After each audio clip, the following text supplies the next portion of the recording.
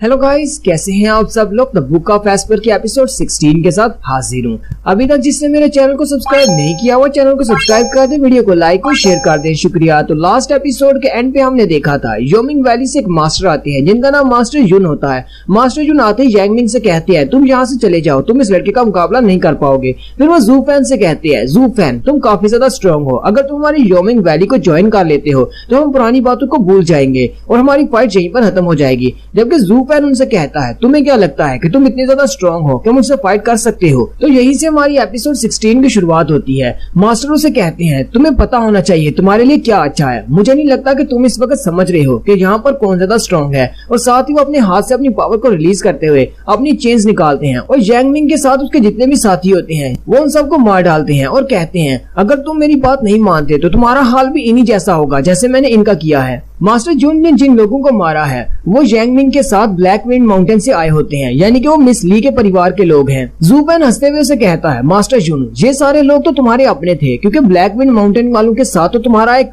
Contract हुआ है। इन सब ने तो योमिंग वैली वालों को ज्वाइन किया हुआ था, फिर तुमने इन सबको क्यों मार डाला। मास्टर जून उसे कहते हैं मुझे इन सबको यहाँ पर बचाने के लिए आना पड़ा। सभी को पता चल चुका है कि यहाँ पर ये सब कुछ योमिंग वैली वालों ने करवाया है, इसलिए मुझे इन सबको मारना पड़ा क्योंकि मैं नहीं चाहता कि पीछे कोई सबूत बचे। जू फैन मास्टर जून की बात सुनकर हंसना शुरू कर देता है और मास्टर जून से कहता है क्या तुम्हें पता है कि तुम्हारी योमिंग वैली की औकात मेरी नजर में कितनी है। साथ ही वो इशारा करते हुए कहता है जितनी औकात इस यांगमिंग की तुम्हारी नजर में है उतनी ही औकात योमिंग वैली वालों की मेरी नजर में है, बिल्कुल एक चूंटी की तरह। जिस तरह तुम लोग यांगमिंग को जब चाहे मसल सकते हो इसी तरह मैं योमिंग वैली को भी मसल सकता हूँ। मास्टर जून उसकी बात सुनकर गुस्सा हो जाते हैं और उसे कहते हैं मुझे लगता है कि शायद तुम्हें मौत का डर नहीं है। जू फैन कहता है मास्टर आपको क्या लगता है क्या आप मुझे मार सकते हैं। मास्टर जून उसकी बात सुनकर और भी ज्यादा गुस्सा हो जाते हैं और जल्दी से उस पर अटैक करने के लिए आगे बढ़ते हैं, लेकिन जैसे ही वो अपना पंजा मारने लगते हैं जू फैन फिर से अपने सामने एक शील्ड बना लेता है। उसी वक्त यांगमिंग का सीन दिखाते हैं जो कि बहुत ज्यादा गुस्से में होता है क्योंकि वो जू फैन को हरा नहीं पाया। यांगमिंग कहता है जू फैन तुम मेरा इंतजार करो, मैं एक दिन वापस जरूर आऊंगा और स्ट्रॉन्ग बनकर आऊंगा ताकि मैं तुम्हें हरा सकूं, तुम्हें मैं अपने हाथों से मारूंगा। और साथ ही वो वहाँ से भागना शुरू कर देता है। मिस ली की नजर उस पर पड़ती है और वो कहती है ये कहाँ पर भाग रहा है और वो भी उसके पीछे लग जाती है। जबकि जू फैन कहता है ये लड़की तो बहुत बड़ी बेवकूफ है जो अकेले उसका पीछा कर रही है। और साथ ही वो अपने ब्लडी बेबी को निकाल कर उसके पीछे भेज देता है, यानी मिस ली का साथ देने के लिए भेज देता है। जू फैन का ध्यान क्योंकि भटक जाता है इसलिए सामने की तरफ जैसे ही वो देखता है तो मास्टर जून उसकी शील्ड को तोड़ने के बहुत ज्यादा करीब होते हैं। वो उसकी शील्ड के ऊपर पंचेस मार रहे होते हैं। मास्टर जून कहते हैं तुम्हें क्या लगता है तुम्हारी ये छोटी सी शील्ड तुम्हें प्रोटेक्ट कर पाएगी। जू फैन को जब लगता है कि जो मेरी शील्ड को तोड़ देंगे जू फैन जल्दी से अपने हाथ पर की पावर को रिलीज करता है और मास्टर पर अटैक करता है जिससे मास्टर पीछे जाकर गिरते हैं।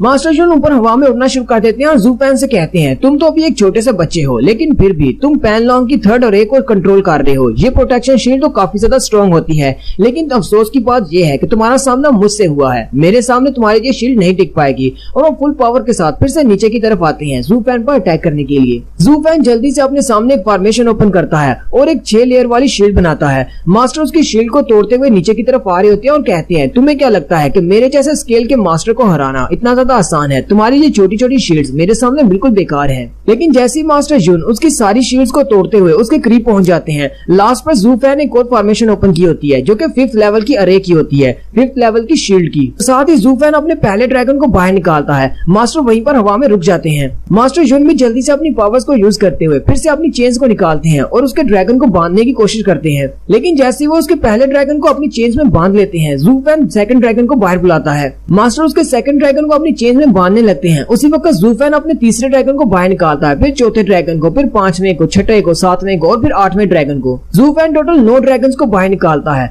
मास्टर भी ये देखकर बहुत ज्यादा हैरान हो जाते हैं और कहते हैं मैंने गलती कर दी, ये तो 3rd लेवल की अरे नहीं बल्कि 5th लेवल की अरे है। ये लड़का तो वाकई में जीनियस है। वो सारे के सारे 9 ड्रैगन मास्टर पर अटैक करने के लिए आगे बढ़ते हैं। जू फैन कहता है क्या अब तुम्हें महसूस हो रहा है, क्या तुम्हें डर लग रहा है, ये 5th लेवल की अरे है, इससे तुम नहीं बच पाओगे। मास्टर जून उसके सामने हंसना शुरू कर देते हैं और जू फैन से कहते हैं तुम तो अभी बहुत ज्यादा यंग हो लेकिन तुम 5th लेवल की अरे बना सकते हो। मैं तो बहुत ज्यादा खुश हो गया, मैं तुम्हें फिर से एक मौका देता हूँ, तुम हमारी योमिंग वैली को ज्वाइन कर लो, हम तुम्हें बहुत सारी मार्शल आर्ट सिखाएंगे, तुम अपनी इस टेक्निक को और भी ज्यादा बेहतर कर पाओगे। जू फैन हंसते हुए कहता है तुम्हारी कचरा वैली मेरे लायक नहीं है कि मैं उसे ज्वाइन करूं। मास्टर जू फैन से कहते हैं अच्छा ठीक है, अगर ये तुम्हारा आखिरी फैसला है तो फिर मुझे तुम्हें मारना होगा क्योंकि मैं तुम्हारे जैसे जीनियस लड़के को इस दुनिया में जिंदा नहीं रहने दे सकता अगर तुम हमारी योमिंग वैली को ज्वाइन नहीं करते तो।